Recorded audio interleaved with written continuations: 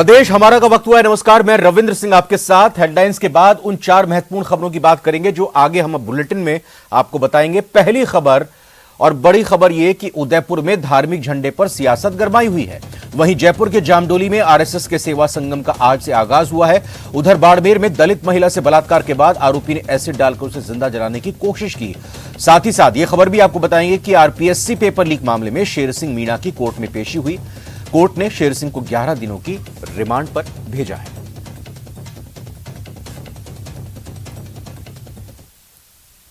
बाड़मेर से खबर, जहां पर पचपदरा थाना क्षेत्र में दलित महिला से बलात्कार के बाद आरोपी ने एसिड डालकर उसे जिंदा जलाने की कोशिश की। पीड़िता को बालोतरा के निजी चिकित्सालय में भर्ती किया गया है, फिर उसे जोधपुर रेफर किया गया। वहीं घटना की गंभीरता को देखते हुए मौके पर भारी भीड़ जमा हो गई। उत्तेजित लोगों ने पुलिस के खिलाफ अपना रोष जाहिर किया, जिस पर बालोतरा एसएचओ और प्रदर्शन कर रहे लोगों के बीच झड़प भी हो गई। सीओ बालोतरा ने बीच बचाव कर मामले को शांत कराया। पुलिस ने आईपीसी की धारा 376 समेत गंभीर धाराओं में मामला दर्ज कर आरोपी युवक को गिरफ्तार कर लिया है।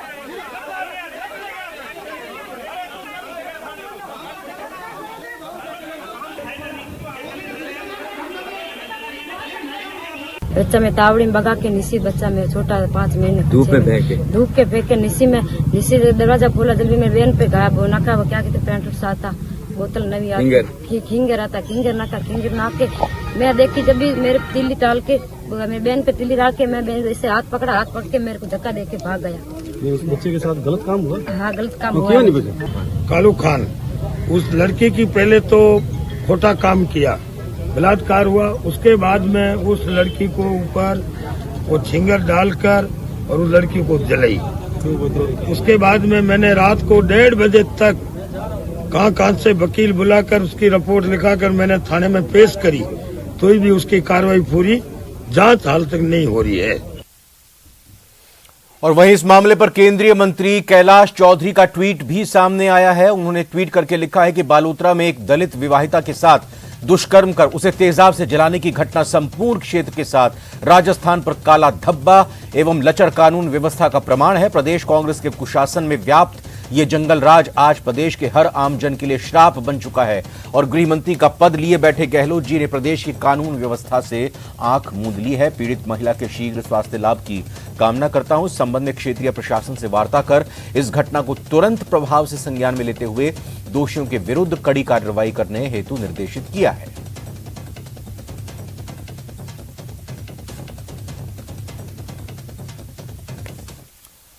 अगले 2 महीनों तक उदयपुर में धार्मिक झंडे फहराने पर लगे प्रतिबंध के आदेश पर राजनीति गर्मा गई है। बीजेपी से तुष्टीकरण की राजनीति कह रही है तो कांग्रेस जिला प्रशासन के समर्थन में आ खड़ी हुई है। उदयपुर कलेक्टर के आदेश पर गरमाई राजनीति। सार्वजनिक स्थानों पर धार्मिक झंडे लगाने पर प्रतिबंध। अगले 2 महीने तक नहीं लगा सकेंगे धार्मिक झंडे। धार्मिक झंडों से सांप्रदायिक सौहार्द बिगड़ने की आशंका। हनुमान जयंती से 1 दिन पहले लागू की धारा 144। अक्सर एक दूसरे के बयानों के बाद राजनीति करने वाले नेता इन दिनों उदयपुर के जिला कलेक्टर के 5 अप्रैल के आदेश पर राजनीति पर उतर आए हैं। जहां बीजेपी इसका विरोध कर रही है तो कांग्रेस इसे सही ठहरा रही है। बीजेपी के कार्यकर्ता से लेकर उपनेता प्रतिपक्ष और प्रदेश अध्यक्ष इसका पुरजोर विरोध कर रहे हैं। बीजेपी ने प्रदेश सरकार पर तुष्टीकरण के आरोप लगाते हुए यहां तक कह डाला कि सरकार लगातार प्रदेश वासियों की आस्था पर हमला कर रही है।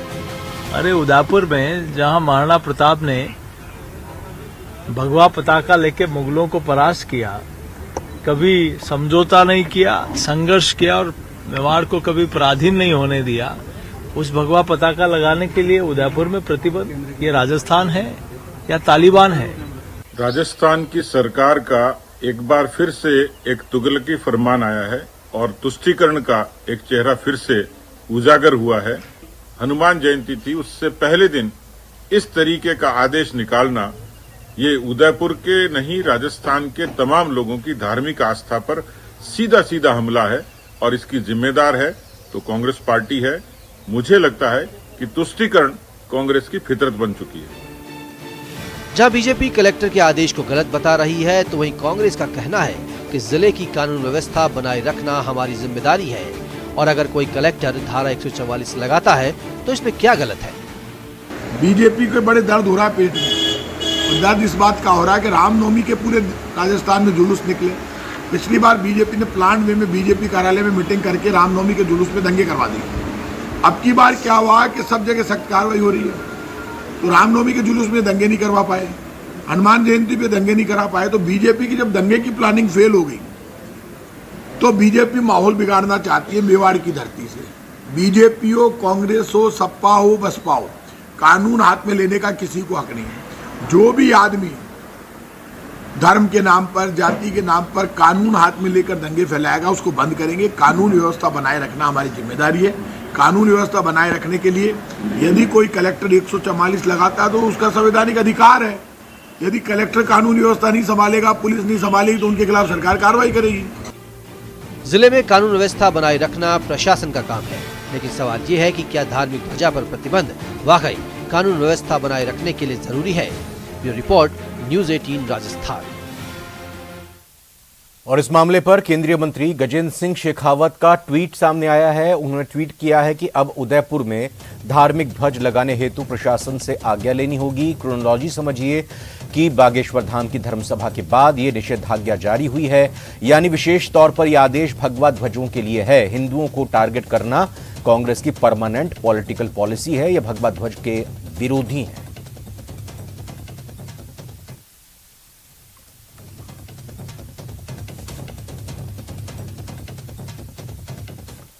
जोधपुर उत्तर के कांग्रेस जिलाध्यक्ष सलीम खान के साथ बदसलूकी की खबर सामने आई है। मिली जानकारी के मुताबिक चालान काटने की घटना को लेकर पुराना स्टेडियम के पास सलीम खान की पुलिस से बहसबाजी हो गई, जिससे मौके पर लोगों की भीड़ जमा हो गई। जिसके बाद पुलिस के अधिकारी मौके पर पहुंचे। सलीम खान के साथ ही ने अपने लीडर के साथ गिरेबान में हाथ डालने का आरोप लगाया है।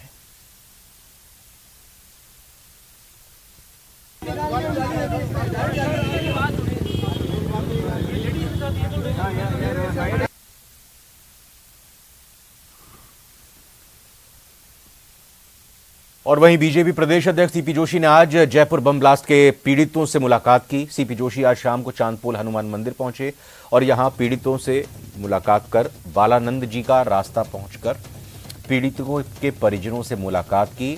इस दौरान उन्होंने प्रदेश सरकार पर निशाना साधते हुए कहा कि सरकार की क्या मजबूरी थी कि मामले में कोई बड़ा वकील हायर नहीं किया। क्या कारण है कि वो अपराधी, वो आतंकवादी बरी हो गए, जब आतंकवादी 21 सुप्रीम कोर्ट के वकील खड़े कर सकते हैं तो राजस्थान सरकार की ऐसी क्या मजबूरी थी, या सरकार किसको खुश करने के चक्कर में एक भी सुप्रीम कोर्ट का वकील खड़ा नहीं किया। इनका जो डबल एजी वो वहाँ अपीयर नहीं हुआ। सरकार अपनी कुर्सी बचाने के लिए तो बड़े वकील हायर करती है, बड़ा पैसा देके उनको खड़ा करती है, तो क्या जयपुर के उन लोगों की जान की कोई कीमत नहीं है क्या? इतनी असंवेदनशील सरकार कैसे हो गई? किसको खुश करने के लिए, किसके दबाव में इस प्रकार का निर्णय किया, ये राजस्थान और जयपुर की जनता जानना चाहती है। बीजेपी ने जयपुर संभाग की 50 सीटों को जीतने के लिए पार्टी सांसदों, पूर्व सांसदों, विधायकों, पूर्व विधायकों और जिलाध्यक्षों के साथ रायशुमारी की। पार्टी कार्यालय में आयोजित बैठक में संगठन के कामकाज का सीपी जोशी ने फीडबैक लिया। इसके साथ ही बीजेपी प्रदेशाध्यक्ष ने गहलोत सरकार के खिलाफ धरातल पर एंटी इनकम्बेंसी से जुड़े मुद्दों पर भी चर्चा की। उन्होंने नेताओं से जनहित से जुड़े मुद्दों पर और आक्रामक तरीके से कांग्रेस को घेरने का आह्वान किया।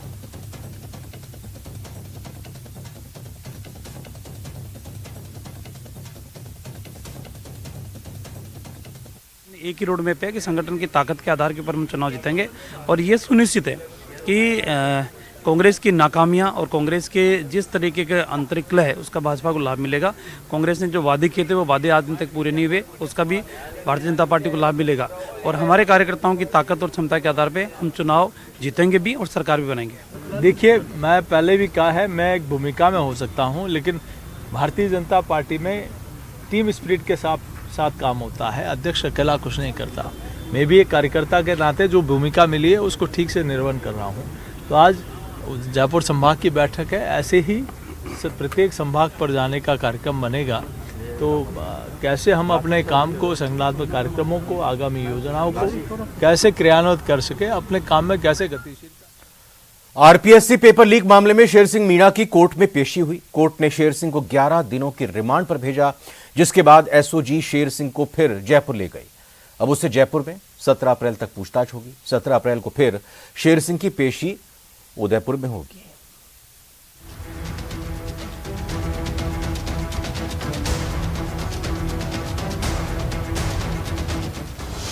पेपर लीक केस में सबसे बड़ी गिरफ्तारी। भर्ती परीक्षा में पेपर बेचकर करोड़ों की संपत्ति बनाने वाला शेर सिंह की फरारी से लेकर गिरफ्तारी तक की कहानी किसी फिल्मी स्क्रिप्ट की तरह थी। जब पुलिस शेर सिंह को गिरफ्तार करने पहुंची तो ओडिशा में एक सरकारी स्कूल की अंडर कंस्ट्रक्शन बिल्डिंग में मजदूरी करता हुआ मिला। 17/4 तक रिमांड पे है, पीसी पे है, अनुसंधान किया जाए। अगला कहाँ पे पेशी का है? अगली इधर ही पेश किया जाएगा संबंधित कोर्ट में। तो किस तरह की और इन्वेस्टिगेशन आगे वो आगे अनुसंधान किया जाएगा और जैसी स्थिति होगी बता। दरअसल सीनियर टीचर भर्ती पेपर लीक मामले में एसओजी और उदयपुर पुलिस को चकमा देते हुए शेर सिंह शहर दर शहर छिपने की कोशिश कर रहा था, लेकिन पहले पुलिस ने उसके नेटवर्क के लोगों को पकड़ा और फिर बारी आई उसकी गर्लफ्रेंड की। पेपर लीक मामले में फरार अभियुक्त है अनिल उर्फ शेर सिंह मीणा। तो उनके जो साथी हैं, सहयोगी हैं और जिनके उनके साथ रिलेशनशिप भी है, अनीता मीना नाम की व्यक्ति लेडी है, उनको जयपुर से डिटेन करके गिरफ्तार किया गया है। वो इस मामले में उनकी पूरी सहयोगी रही हैं और काफ़ी समय से उनके साथ काम कर रहे हैं। उदयपुर पुलिस ने 2 अप्रैल को शेर सिंह मीणा की गर्लफ्रेंड को जयपुर से गिरफ्तार किया था। पूछताछ में सामने आया कि शेर सिंह फरार रहते समय अपनी गर्लफ्रेंड के संपर्क में था। उसकी गर्लफ्रेंड के जरिए ही पता चला कि शेर सिंह ओडिशा में छिपा हुआ है।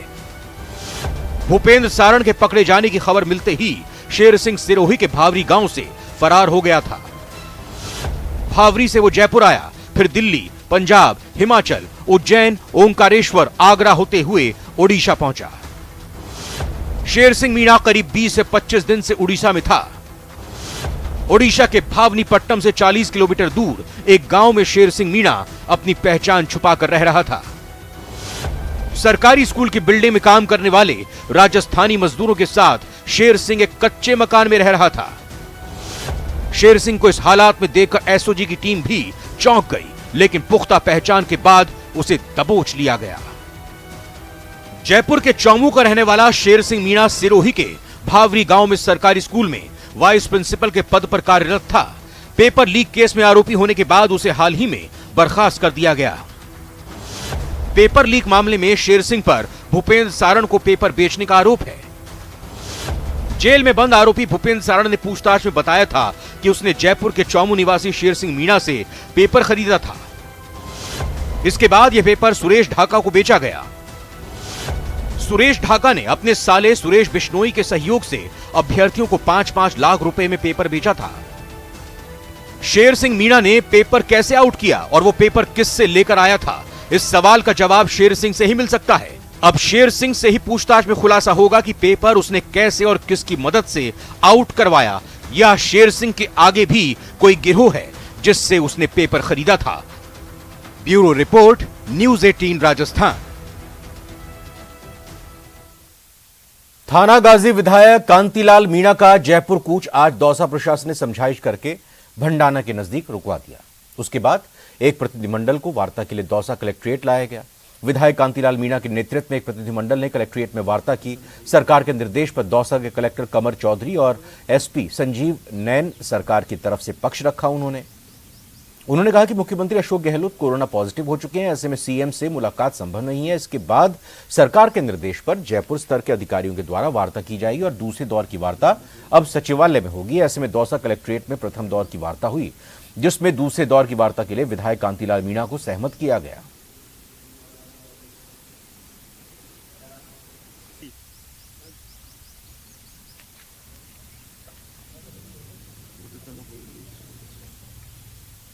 मिलकर के पहला जो हमारी तहसील है, पहला तहसील 14 ग्राम पंचायत है। 14 ग्राम पंचायतों में 803 लोगों को जमीन रोक मिली, तो लगभग 1950 बीघा के आसपास। और 19.5 बीघा जमीन अलॉटमेंट कर दी। इसमें किसी काश्तकार के पास 4 बीघा, किसी के पास 5 बीघा, किसी के पास 3 बीघा जमीन है। इससे ज्यादा कोई जमीन नहीं है। मनसा जिले के कलेक्टर की खराब थी, उन्होंने हमारी 803 आदमी जमीन अलॉटमेंट हुई सारी कैंसिल कर दी। दौसा में कृषि विपणन मंत्री मुरारीलाल मीणा ने हाथ से हाथ जोड़ो पदयात्रा में भाग लिया। यह पदयात्रा कालीखाड़ ग्राम पंचायत में निकाली गई। इस दौरान मंत्री अपने समर्थकों के साथ संपूर्ण ग्राम पंचायत का पैदल विजिट करते हुए नजर आए। उन्होंने कहा कि पदयात्राओं के माध्यम से लोगों की समस्याएं सामने आती हैं, जिनका समाधान करने में आसानी रहती है। साथ ही सरकार की योजनाओं की भी जनता को जानकारी देने में ये यात्रा सहयोगी रही है। इन पदयात्राओं के माध्यम से केंद्र की भाजपा सरकार की असफलताओं को जनता के सामने रखा गया। से पूरे कार्यकर्ताओं को एक दूसरे के प्रति आत्मिक लगाव बढ़ता है। हमारी सरकार की योजनाओं को आम जनता तक पहुंचा देते हैं और जो काम किए को गिना देते हैं। बीजेपी की असफलता उनको जनता को बता देते हैं। जनता को हकीकत से हम अवगत करा देते हैं ताकि आने वाले चुनाव में जनता सही फैसला कर सके। टोंक जिले के मालपुरा में जयपुर भीलवाड़ा स्टेट हाईवे पर रोडवेज बस और ट्रॉले में जबरदस्त टक्कर हो गई। हादसे में बस में सवार 10 यात्री घायल हो गए। चौसला गांव में हादसे के बाद मौके पर चीख पुकार मच गई। ग्रामीणों की मदद से घायलों को डिग्गी अस्पताल पहुंचाया गया। वहीं डिग्गी पुलिस और 108 एम्बुलेंस मौके पर पहुंची और मौका मुआयना कर घायलों को अस्पताल पहुंचाया। पुलिस पूरे मामले की जांच कर रही है।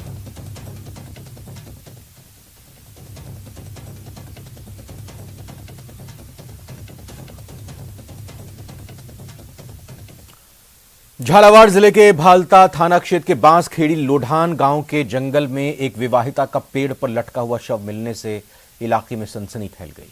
मामले की सूचना मिलने पर भालता थाना पुलिस मौके पर पहुंची, शव को नीचे उतारा, अकलेरा सीएचसी लेकर आए, जहां आज शव का पोस्टमार्टम करवाया गया। हालांकि मृतका के पीहर पक्ष के लोगों ने ससुराल पक्ष पर दहेज हत्या का आरोप लगाया है कि मृतका का उसके पति से झगड़ा हुआ था।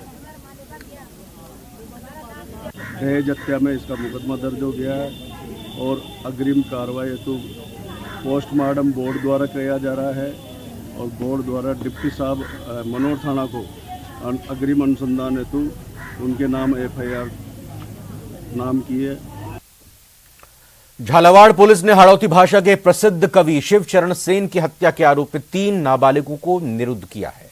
एसपी के मुताबिक 1 साल पहले इसी स्कूल के एक छात्र को शिक्षक शिवचरण सेन ने प्रेम प्रसंग को लेकर डांटा था और इसके बाद मुख्य आरोपी नाबालिग लड़का स्कूल से ड्रॉप आउट हो गया था। तब से ही वो अपने मन में शिक्षक शिवचरण सेन से बदला लेने की फिराक में था। इसी साजिश में उसने स्कूल के ही 2 पूर्व छात्रों को भी शामिल किया। तीनों नाबालिग आरोपियों ने स्कूल से लौटते वक्त चाकुओं से गोदकर शिक्षक की हत्या कर दी। पुलिस ने तीनों नाबालिग आरोपियों से हत्या में इस्तेमाल हथियार और शिक्षक की बाइक भी बरामद कर ली है।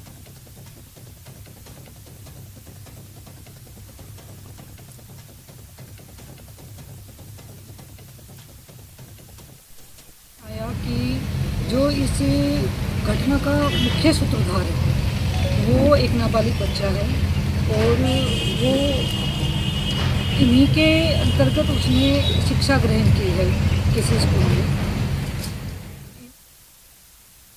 विश्व स्वास्थ्य दिवस के उपलक्ष्य में जयपुर में राजस्थान नर्सिंग काउंसिल की ओर से हजारों नर्सिंग कर्मी जनपद पर इकट्ठा हुए। सर्वे संतु निरामया और निरोगी राजस्थान समृद्ध राजस्थान की थीम पर यह आयोजन हुआ। राजस्थान नर्सिंग काउंसिल के रजिस्ट्रार डॉक्टर शशिकांत शर्मा ने कहा कि मुख्यमंत्री अशोक गहलोत ने सभी जिला मुख्यालयों पर राजकीय नर्सिंग कॉलेज खोलने और नर्सिंग पदनाम बदलने की घोषणा की है। साथ ही ओल्ड पेंशन स्कीम लागू करने की घोषणा की है। इसीलिए नर्सेज भी आम लोगों के लिए नर्स सेवा नारायण सेवा की तर्ज पर काम करेंगी। इस मौके पर स्वास्थ्य मंत्री प्रसादीलाल मीणा ने 3 दिवसीय खेलकूद प्रतियोगिता का उद्घाटन किया। स्टैच्यू सर्कल से SMS स्टेडियम तक मैराथन भी हुई। इस मौके पर खेलकूद प्रतियोगिताएं भी हुई।